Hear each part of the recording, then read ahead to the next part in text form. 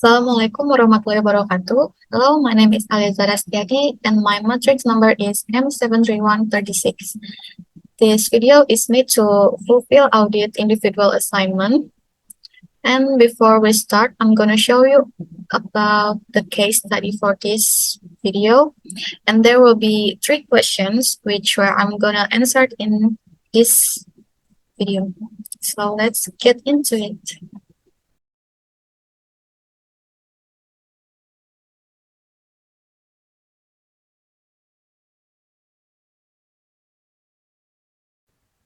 So the first question, the first dilemma is to balancing confidentially with blowing the whistle on illegal. The Director of Finance made a number of accounting adjustments in order to ensure that the hospital will meet its financial responsibilities, including the requirement to break even each and every year. To safeguard this dilemma, auditors should familiarize themselves with laws and regulations related to whistleblowing in their jurisdiction. With that, can provide auditors with confidence in reporting without fear of reprisals.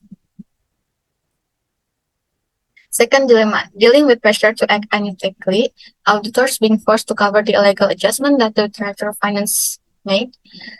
Because the accounting reports were inadequate to uncover this illegal adjustment for the last 7 years. To safeguard this dilemma, despite all threats auditors get from the Director of Finance, in compliance with professional standard, auditor must immediately report significant findings. Second questions. By the laws on professional ethics and identify 5 categories of threats to auditor independence. First one is self-interest threat. Second, self-review threats. Third, advocacy. Fourth, familiarity threats. And the last is imitation threats. In this case, 3 threats show independence for Ali Sultan and Co. The first is self-interest. The Director of Finance threats to appoint different auditor next year. Coupled with potential loss of revenue from the hospital as a client, create a self-interest threats. These threats arise when the financial interests of the audit firm are at risk, impacting their ability to maintain objectively.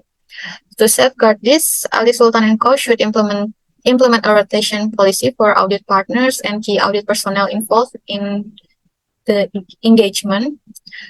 Second threat is familiarity. The accounting records were inadequate to uncover this illegal adjustment for the last 7 years. As auditor may become too familiar or trusting the client representation, leading to the lack of professional skepticism.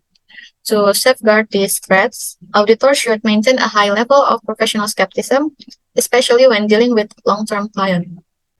And the last threat is intimidation. The Director of Finance tried to tell the local newspaper that Ali Sultan and Co. firm to make hospital financial position look worse than it is.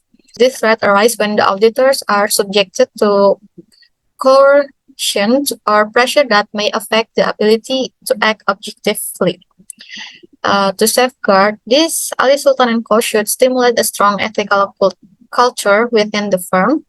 This includes emphasizing the importance of professional skepticism, integrity, and independence. Auditors should encourage to resist intimidation and report any attempts to compromise their objectively. The last question. Strategy, threat, and coercion by Director of Finance.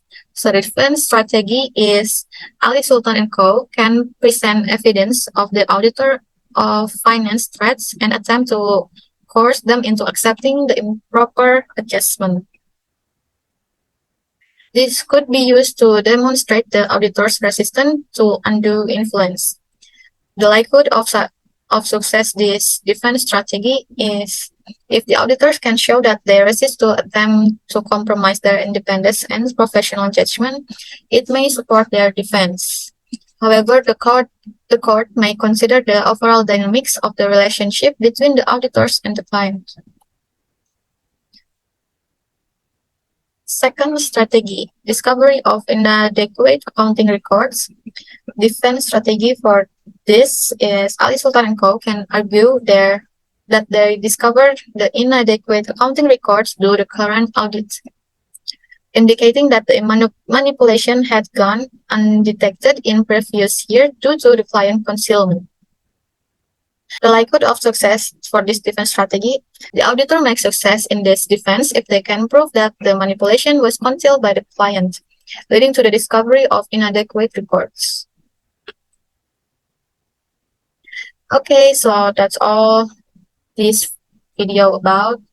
I hope it can help you to understand the case too. And that's all from me. I'm sorry if there are some mispronunciation or maybe other mistake. So thank you for watching till the end. Assalamualaikum warahmatullahi wabarakatuh.